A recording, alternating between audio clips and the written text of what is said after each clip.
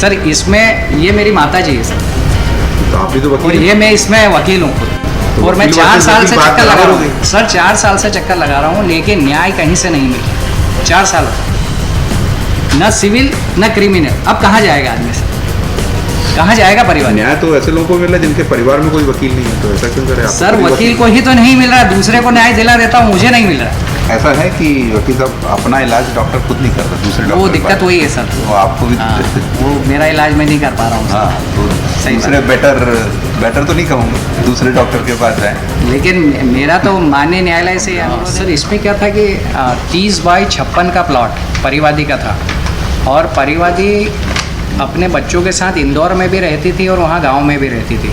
अब उसके पास में एक 30/50 का प्लॉट था जो जॉइंट था सोहनलाल जोशी और राजेंद्र जोशी का।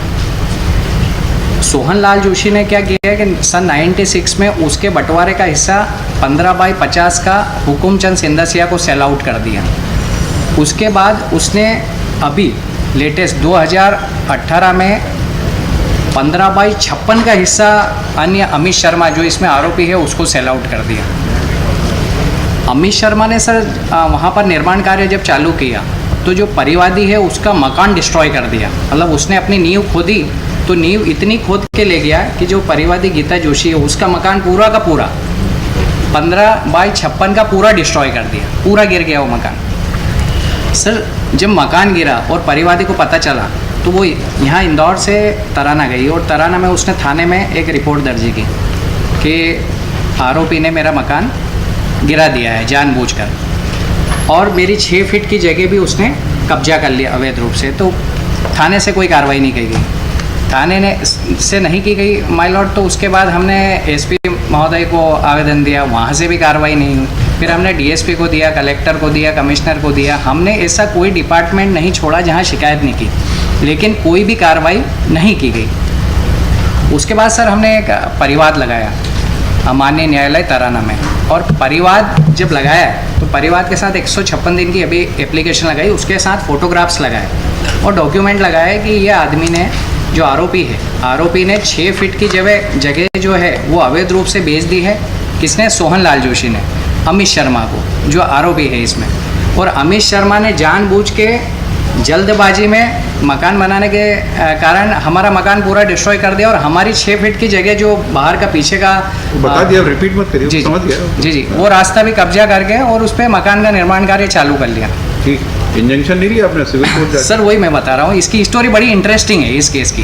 इंटरेस्टिंग क्या है? रेमेडी सर रेमेडी कहीं से नहीं मिली है, यही तो खास बात है इस केस की। सिविल कोर्ट जाना था ना सर सिविल कोर्ट गए सर, उसमें क्या सिविल कोर्ट में हमने 2 केस लगाए सर। हाँ। एक स्टे के लिए हाँ। और एक लगाया मुआवजे के लिए। हाँ सर स्टे के लिए जो लगाया था हमने रोकने के लिए, हाँ वो माननीय न्यायालय ने इस आधार पर खारिज कर दिया कि इन्होंने कब्जे की रिलीफ नहीं चाहिए। इसमें जो 6 फीट की आम गलियारा रहता है ना पीछे बैक साइड का, हाँ। जो आने जाने का सबका रास्ता रहता है, बोले इन्होंने कब्जे की रिलीफ नहीं चाहिए, इसलिए वाद को खारिज कर दिया जाता है। जब हमने मुआवजा मांगा तो मुआवजे में माननीय न्यायालय ने बोला कि इन्होंने कोर्ट फीस नहीं भरी पूरे मुआवजे की। तो हमने उसके साथ आय का प्रमाण पत्र लगाया परिवादी का कि वो 70 साल की महिला है और कुछ नहीं कमाती है, इसलिए कोर्ट फीस नहीं भर सकते, तो वो भी उन्होंने खारिज कर दिया। और जब 1 तारीख को परिवादी वहाँ नहीं गई, 4 साल से केस चल रहा है माय लॉर्ड, तो उस आवेदन को भी उन्होंने खारिज कर दिया। मुआवजा खारिज हो गया माय लॉर्ड, स्टे का दावा खारिज हो गया माय लॉर्ड। स्टे के दावे को हमने सेशन न्यायालय में फिर से उसकी अपील करी, तो वो 2.5 साल से पेंडिंग है, लेकिन उसका कोई ऑर्डर नहीं हो रहा है, वहाँ से कोई पालन नहीं कर रहा है, ऑर्डर करने को तैयार नहीं। हम हाथ पैर जोड़ चुके हैं उनके, मैं खुद गया था माय लॉर्ड और मैंने बोला कि आप इस पर ऑर्डर कर दीजिए, तो भी ऑर्डर नहीं कर रहे हैं। सर हमने सीएम हेल्पलाइन पे करीबन 25 से ज़्यादा शिकायतें की इसकी, लेकिन हर शिकायत में अलग अलग लिख के आता है। एक शिकायत में लिख के आता है कि परिवादी जानबूझ के आदतन है वो शिकायत करता है, वो जानबूझ के कर रहा है। एक शिकायत में ये लिख के आता है कि वो सिविल प्रकृति का नेचर का है, इसलिए इनका ऑफेंस थाने पे हम दर्ज नहीं कर सकते। मेरा परिवाद भी निरस्त हो गया माय लॉर्ड। मेरी 156 का ऑर्डर कहाँ है? इसमें लगा ना 6/1/2020 का। हाँ सर। क्या डिसमिस डिफॉल्ट हो गया? हाँ परिवाद भी निरस्त कर दिया। निरस्त मतलब डिसमिस डिफॉल्ट? हाँ डिसमिस।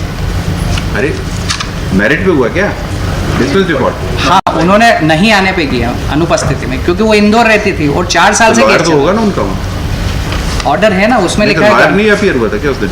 किसमें सर? अरे जिस दिन डिसमिस डिफॉल्ट हुआ उस दिन वकील नहीं हुआ है कोई एफआईआर? सर इंदौर से परिवादी जा नहीं पाई, 4 साल से केस चल रहा था, 4 साल से उसका कोई ऑर्डर ही नहीं हो रहा था। आप समझ गए मैंने क्या पूछा? वकील क्यों नहीं एफआईआर हुआ ये पूछ रहा हूँ मैं। सर वहाँ के वो लोकल वकील किए थे हमने, 3 वकील चेंज कर चुके हैं, तीनों वकीलों ने हमारा समर्थन नहीं किया सर। ये स्थिति है तराना कोर्ट की सर। उसका कारण एक है सर, उसका कारण ये है कि जो आरोपी है एक, उसमें से एक आरोपी वकील है जो सोहन लाल जोशी, इसलिए वो पूरी कोर्ट हमारे पक्ष में कोई बोलने को तैयार नहीं वहाँ पर, वरना कोई वकील हमारा काम करने को तैयार है।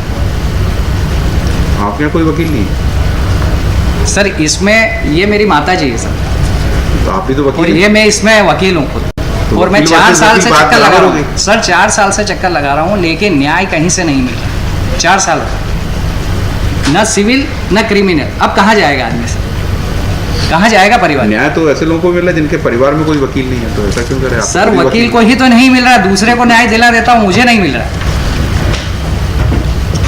और सारे डॉक्यूमेंट लगाए हैं सर, सारे के सारे। उन्होंने फर्जी दस्तावेज तैयार किए, 6 फीट की जगह पे फर्जी दस्तावेज बना के नगर निगम से सेटिंग करके और उसको सेल आउट कर दिया, वो दस्तावेज लगाए। सर एसपी ऑफिस से फ़ोन आता है मेरे पास कि ऐसा है कि वकील साहब अपना इलाज डॉक्टर खुद नहीं करता, दूसरे डॉक्टर वो के दिक्कत पास। वही है सर। तो आपको भी हाँ, वो मेरा इलाज मैं नहीं कर पा रहा हूँ सर। हाँ, तो सही दूसरे बेटर तो नहीं कहूँगा, दूसरे डॉक्टर के पास जाएं। लेकिन मेरा तो माननीय न्यायालय से अनुरोध है, दूसरे डॉक्टर के पास तो चले जाएंगे, लेकिन इसमें होगा क्या, ना क्रिमिनल न सिविल। अब कहाँ जाएगा व्यथित वो व्यक्ति? दूसरा डॉक्टर बेटर एडवाइस दे सके, हो सकता आप एक ही तरफ, आप अपनी तरफ सोच रहे होंगे, वो दोनों तरफ सोचेगा। सर एक डायरेक्शन मिल जाता ना एफआईआर होने का इसमें, या फिर आप उसके वहाँ जो घटना स्थल है उस घटना स्थल पे तो कोई गया ही नहीं आज तक माय लॉर्ड, ना पुलिस जाने को तैयार है ना कोई और जाने को तैयार, सिर्फ कागजी कार्रवाई हो रही है इसमें, मात्र कागजी, कहीं से न्याय नहीं। वकील कौन है, दिलीप शर्मा या अमित शर्मा? वो तो आरोपी है दोनों, दिलीप वकील कौन है इसमें? वकील थे सर हरिओम व्यास। फिर आप मैंने कह रहे ना एक पक्ष का, दोनों में वकील है, रेस्पोंडेंट में कोई वकील है? हाँ वो सोहन लाल जोशी, वो तो है नहीं, उनका तो नाम ही नहीं है। सर वो उसमें इन्वॉल्व है इसलिए नाम नहीं है उनका। अच्छा इन्वॉल्व है? हाँ सर, सर फर्जी दस्तावेज उन्हीं ने तैयार किए, अरे सारे दस्तावेज है सर इस पिटीशन में, एक एक दस्तावेज जो फर्जी दस्तावेज तैयार करके ऐसे 6 फीट की गली को उन्होंने भेज दिया, और 6 फीट के बाद अपने भाई का हिस्सा भेज दिया सर, जो बंटवारे में उनका था ही नहीं। रिवीजन क्यों डिसमिस? उसमें नोटिस नहीं हुए अभी? नोटिस हो चुके हैं सर उनकी कौन तरफ से, appear मुकेश नाम के एडवोकेट इसमें अपेयर हुए हैं।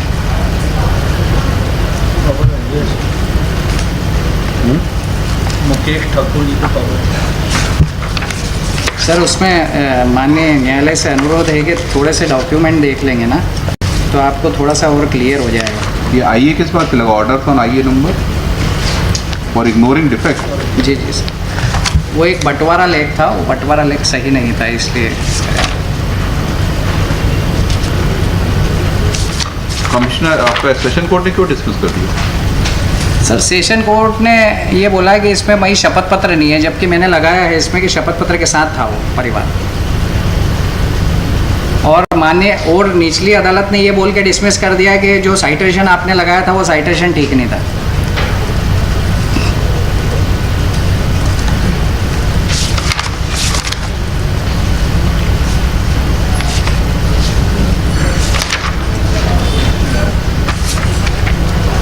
सर मैं थोड़ा ब्रीफ कर दूं क्या? अपोजिट पार्टी तो आ जाए, दोनों को फिर एक साथ सुन के कर देते हैं।